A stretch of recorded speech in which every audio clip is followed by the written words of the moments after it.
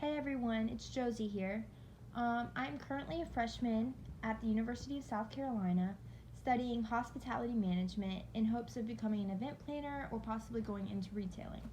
Today I'm going to be interviewing my boyfriend Grayson Andraney, who recently started reselling vintage clothing. He sells these clothes to people college age and even those in high school. So I'm going to go ahead and let him introduce himself. Yeah, like Josie said, Grayson Andraney. I run Divine Vintage, which is a vintage clothing resale page, as well as just kind of anything resale that would sell that people would be interested in. I also do a lot of collegiate apparel. Obviously, being a student at USC and being right in the heart of all that, it's very easy to reach out to people that would be interested in those type of clothes, as well as kind of a trend or fad that has started with vintage clothing, but that also I think will always be in style, especially in certain niches.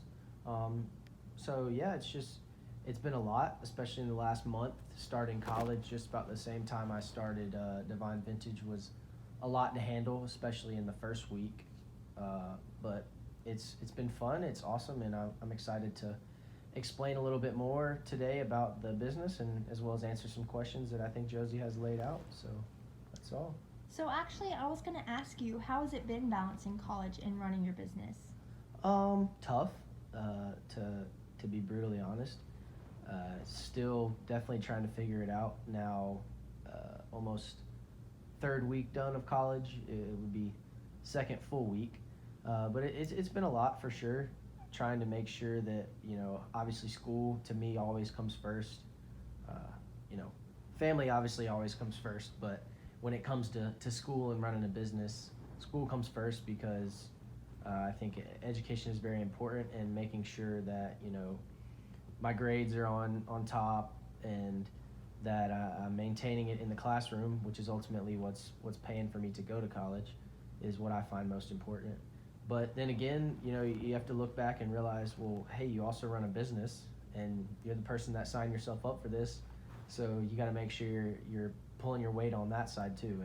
And just like with academics, if I'm gonna try to maintain an A or high B in all my classes, at the same time I've got to carry that over to my business, and make sure that I'm responding to people, or that I'm home when they need to pick their order up, or that I can deliver it to their dorm room if it is somebody that you know bought something from me that also goes to USC. That I'm consistently posting clothes, that I'm thrifting or putting in orders that's going to get me good clothes. It translates, just like I said, right from academics. I have to make sure that I'm pulling my weight there too if I want to continue to grow as well as currently have a successful business. So you mentioned that it can be a little bit tough with school, and I know that you're studying business. So how do you think that running your own business right now is going to help you in the long run with what you're studying? Um, well, that's definitely a multi-layer question, I guess you could say. But I've always kind of had a business mindset. So being in the business school kind of solidifies a lot of the things that I've already learned, or that I always kind of wondered, going through economics and learning about supply and demand, as well as, business calculus, going through management science, which is a class that I'm taking that teaches you all about Excel. It translates right over to me personally having to create spreadsheets that deal with my inventory and my sales and my expenses. So I mean that goes hand in hand. Literally, I use Google Docs and Google Sheets to keep track of all my stuff, but the commands in Google Sheets are almost the exact same as Microsoft Excel.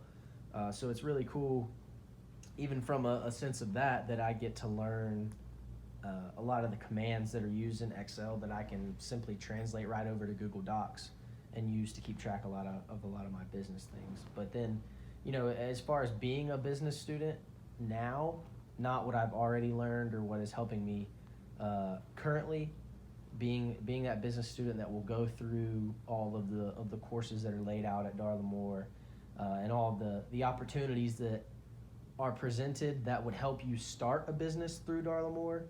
not even already having one started is really exciting. You know, I know there's tons of opportunities at Darla Moore and tons of people that really are willing to help and are there to help you start your business, or they're there to help you, you know, become successful. So it's really cool that I've already got a business that I can work on for a year or two, and then, you know, come junior, senior year, those opportunities might present themselves, and I might have a whole team of people just waiting on me to, you know, help expand. Maybe not like Josie said, maybe not run a company straight out of Instagram, but run a company out of, you know, a brick and mortar shop, because that is ultimately the goal, to open up a shop and people just be able to come in and shop and try clothes on and not have to just see what they're buying through a TV screen, or I shouldn't say TV screen, through a phone screen.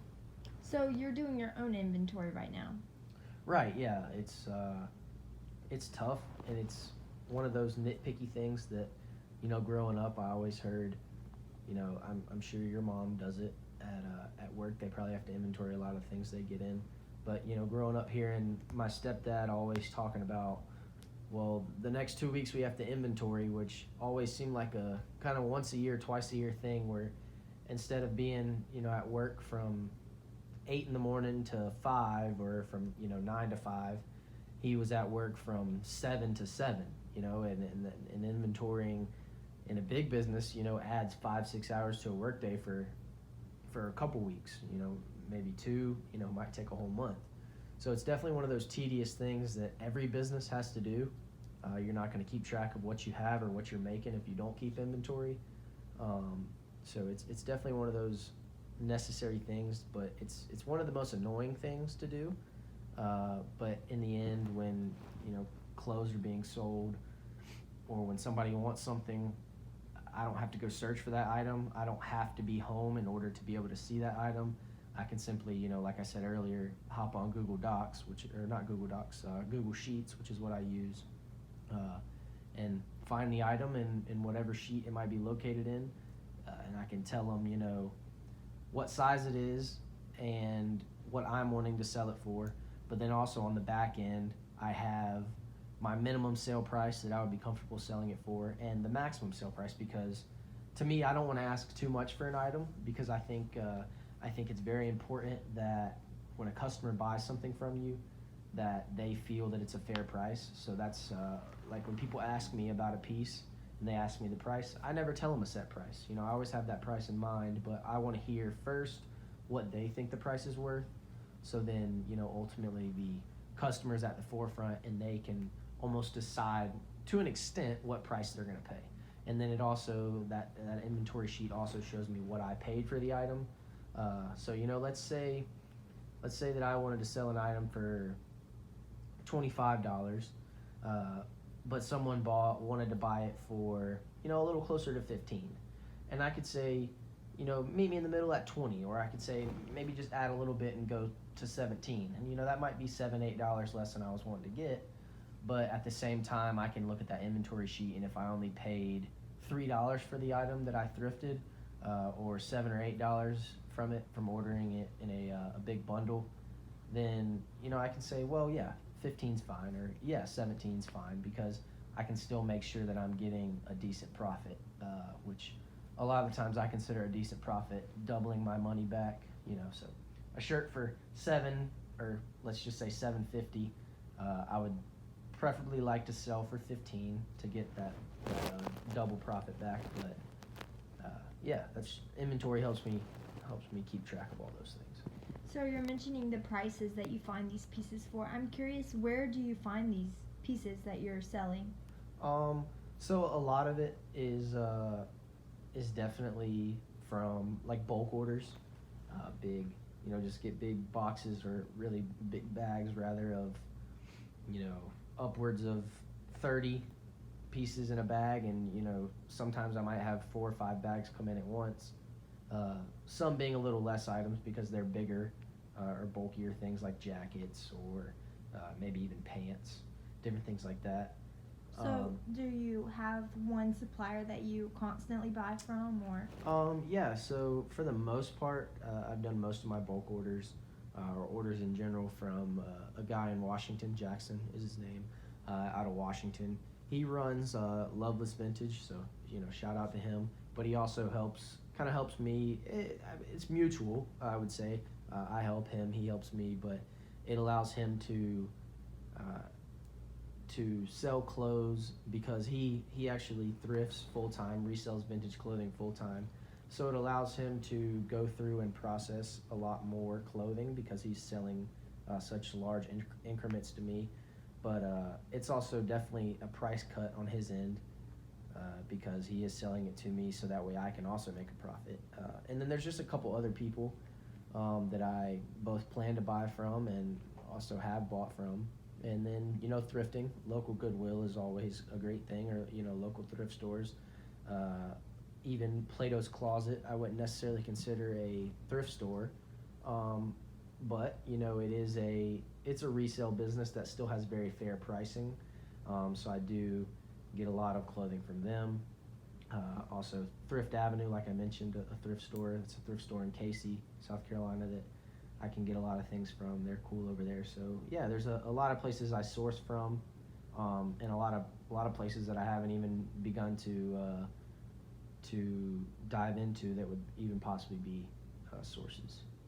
I find it so interesting because what usually takes people hours to go in a thrift store and find, you're doing that for them and posting on your Instagram page for them to just, it's much more convenient than them going to thrift, which I think is a very innovative idea that you don't see a lot of people doing. So Thank you. so that's about all we have time for. So I just want to thank Grayson for coming on and explaining how his business is going.